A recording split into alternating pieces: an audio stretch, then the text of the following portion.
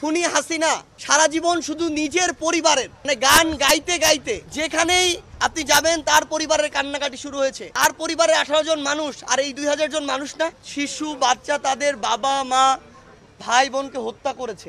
এই ছবিটা দেখেন আপনারা কিভাবে আসলে শুট করা হয়েছে।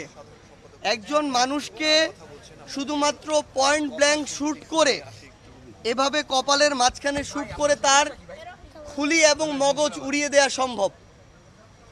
সেই জায়গায় দূর থেকে কোন ট্রেন্ড স্নাইপার কোথা থেকে আনা হয়েছিল আমরা প্রশ্ন করতে চাই। তাদেরকে কি দেশে আলাদাভাবে এভাবে হত্যাযজ্ঞ ঘটানোর জন্য ট্রেন করা হয়েছিল, নাকি দেশের বাইরে থেকে ভাড়াটে খুনি নিয়ে আসা হয়েছিল ক্ষমতা বাঁচানোর জন্য?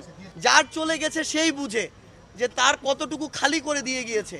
আমরা অনেক কিছু করতে পারি, অনেক অর্থ সহযোগিতা দিতে পারি, চাকরির ব্যবস্থা করতে পারি, কর্মসংস্থানের ব্যবস্থা করতে পারি, সম্মানী ভাতা দিতে পারি। ওই মানুষটাকে ফিরে দেওয়া সম্ভব? কোনোদিনও সম্ভব না। এই ক্ষত কোনোদিনও পূরণ করা সম্ভব না। আমাকে খুনি হাসিনার এবং তাদের দোসরদেরকে এই জবাবটা দিতে হবে যে এই ইশরাত আব্দুল্লাহ সামিউলরা কাদেরকে এখন থেকে বাবা বলে ডাকবে, কাদেরকে কাদের কোলে বাবা বলে উঠবে, কারা দায়িত্ব নিয়ে তাদেরকে একদম বাবার মতো করে সারা জীবন আগলে ধরে রাখবে, এই দায়িত্বটা কারা নিবে? তারা এখানে বাবার শহীদ হওয়ার যে রক্তাক্ত ভিডিও, রক্তসহ এই যে রক্তাক্ত ভিডিও, তারা এখন এগুলো দেখে। মানে এই বয়সে তাদেরকে এগুলো করার কথা ছিল?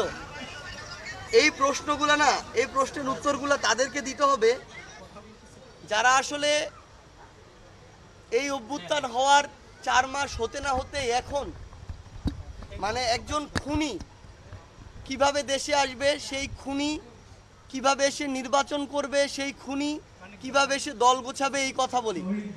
আমরা আমাদের নিজেদের জন্য লজ্জিত মানুষ হিসাবে। আমরা বিগত 16 বছরের সব অত্যাচার নির্যাতন তো ভুলে গেছি।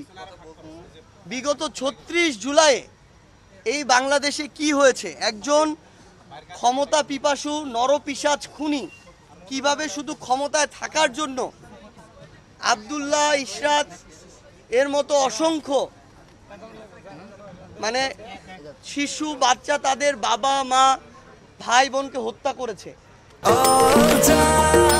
নিশ্চিন্তে খান স্বাস্থ্যকর অল টাইম পান, অল টাইম হেলদি লাইফ। মানে তার যদি ওই মানুষগুলোর প্রতি ওই মায়া দরদ থাকে, তিনি যদি ওই দরদ বুঝেন, যেই গল্প আমাদেরকে 16 বছর দিয়ে এসেছেন, এই খুনগুলো কিভাবে করতে পারে কেউ যদি, আমরা আমাদের জায়গা থেকে স্পষ্ট করে একটা জিনিস বলি, এই খুনের বিচার না হওয়া পর্যন্ত বাংলাদেশে খুনি হাসিনা এবং তাকে যারা খুনি হাসিনা বানিয়েছে তার দোসররা, তাদের এই বাংলাদেশে যেই রাজনৈতিক প্ল্যাটফর্মকে সামনে রেখে তারা এই কাজগুলো করেছে, তাদের আসলে কোনো অধিকারই নাই এই বাংলাদেশে সেই প্ল্যাটফর্ম নিয়ে চলার। মানে আমরা তো আমাদের জায়গা থেকে অল্প সময় সব ভুলে যাই। আমরা 16 বছর ভুলে গিয়েছি, আমরা ওই 36 দিন ভুলে গিয়েছি, আমরা এখন নতুন অনেক কিছু নিয়ে পড়ে আছি। আমার এগুলোর জবাব দিতে হবে ভাই। এই জবাব খুনি হাসিনাকে দিতে হবে, খুনি হাসিনার দোসরদেরকে দিতে হবে। এই বাংলাদেশে তাদের বিচার হওয়ার প্রশ্নে কারো একটা কথা হওয়া উচিত না। তাদেরকে পুনর্বাসনের প্রশ্নে তাদের পক্ষে কারো সাফাই গাওয়ার কোনো প্রশ্নই আসে না। আমরা এটা আমাদের জীবনের বিনিময় হলেও করতে দিব না। আমাদের এই প্রত্যেকটার জবাব লাগবে। এটা কোনোদিন হয়তো ওই গর্ব থেকে কল্পনাও করেনি যে এই পৃথিবীতে আসার পরে যেই মানুষটির কোলে তিনি আশ্রয় নিতেন, যেই মানুষটি বাবা বাবা বলে তাকে কোলে নেওয়ার কথা ছিল, সেই মানুষটি আর নেই। সেই মানুষটিকে খুনি হাসিনার নির্দেশে খুন করা হয়েছে। ভাই আমাকে না এই যে খুনি হাসিনার পক্ষে বিপক্ষে, খুনি হাসিনার ফ্যাসিস্ট রেজিমের পক্ষে বিপক্ষে যারা কথা বলছেন, তাদের একটা উত্তর দিতে হবে যে আমার এই বোন রোজা মানে তার কি দোষ ছিল, কেন তিনি এই পৃথিবীতে এসে বাবার কোলে তার যে নিরাপদ আশ্রয়স্থল সেখানে উঠতে পারবেন না? এগুলোর উত্তর ছাড়া, এগুলোর মীমাংসা ছাড়া আসলে এই বাংলাদেশে আর যাই হোক ওই খুনিদেরকে আমরা প্রতিষ্ঠিত হতে আর দিব না।